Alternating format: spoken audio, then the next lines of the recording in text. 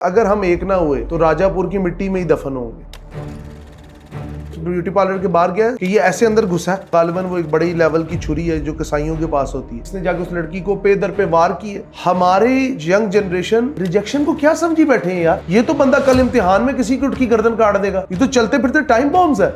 India में हुआ नहीं था कि लड़की के प्राइवेट पार्ट्स में उस लड़के ने पाइप घुसा दिया शादी के बाद। तो ये जो नई जनरेशन है ये किस तरफ चल पड़ी है। एक कजन, एक अपना खून का रिश्ता और प्रपोजल रिजेक्शन की वजह से उसने अपनी ही कजन का गला काट दिया। ये वाकया कैसे पेश आया, इसके पीछे बैकग्राउंड कहानी क्या है और लड़के को रिश्ता देने से अहले खाना ने इनकार क्यों किया। अच्छा, ये लोधरा का एक इलाका है, राजापुर, उधर का ये वाकया। और इस लड़के ने इस सारे जो इसने खुराफात की और जो कत्लेआम किया उस बेचारी बच्ची का, जो कि with in a few hours जिसकी शादी थी, इसने उससे पहले एक सोशल मीडिया पे पोस्ट डाली कि अगर हम एक ना हुए तो राजापुर की मिट्टी में ही दफन होंगे इकट्ठे। अच्छा, सोशल मीडिया पोस्ट डाली क्योंकि ये आजकल के लॉरेन एंड हार्डी और ये जट एंड जूलियट, ये जो इनके दिमागों को चढ़ा हुआ है ना, हीर रांझे का कॉन्सेप्ट, इसकी दिमाग की खराबी की इख्तरा आप ये देखें। एक तो ये नखद था, जाहिल था, ठीक है, पढ़ने लिखने से फारिग था और रिश्तेदार और भी चीजों पर रिजेक्ट कर देते। बिल्कुल ऐसे। रिजेक्शन की एक्सेप्टेंस ही इंसान की मजबूती की अक्कासी होती है। लेकिन इतनी घटिया हरकत कि उसके बाद इसने ये पोस्ट डाली। पोस्ट डालने के बाद ये उस ब्यूटी पार्लर के बाहर गया। सीसीटीवी फुटेज में हम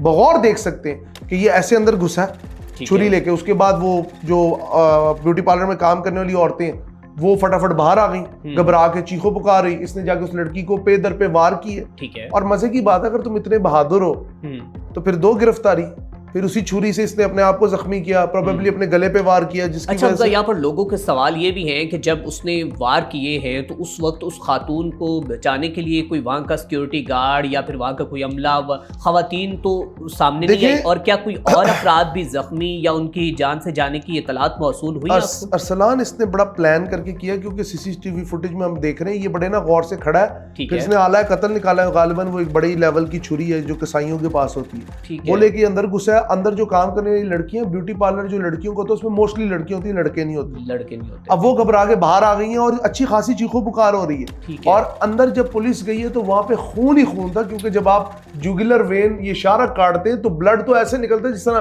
परनाला चल पड़ा। कहने का मकसद ये है, इस तरह की बकवासियात, पहली तो चीज ये कि माँ बाप की तरबियत पे सवाल उठते हैं। बिल्कुल। सेकंड चीज, हमारे यंग जनरेशन रिजेक्शन को क्या समझी बैठे हैं यार। ये तो बंदा कल इम्तिहान में किसी की उठ की गर्दन काट देगा। इस तरह के मिजाज के बच्चे तो कल कला रिजेक्शन 100 जगहों पे हो जाती है, तल्ख कलामी हो जाती है।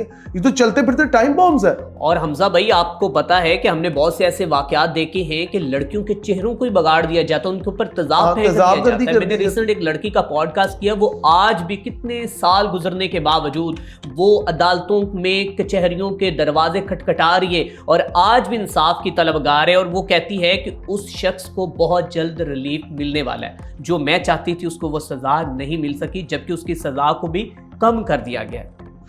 इस सारी बात को सुनने के बाद मैं सोचता हूँ, ये जो GOR के बड़े बड़े गेट्स हैं जिसके अंदर 18-18 कनाल की कोठियों में बैठ के ये दुनिया में पहले 10 मुल्कों में आता है पाकिस्तान, जहाँ पे जुडिशियल कॉम्प्लेक्सेस बेहतरीन हालत में है।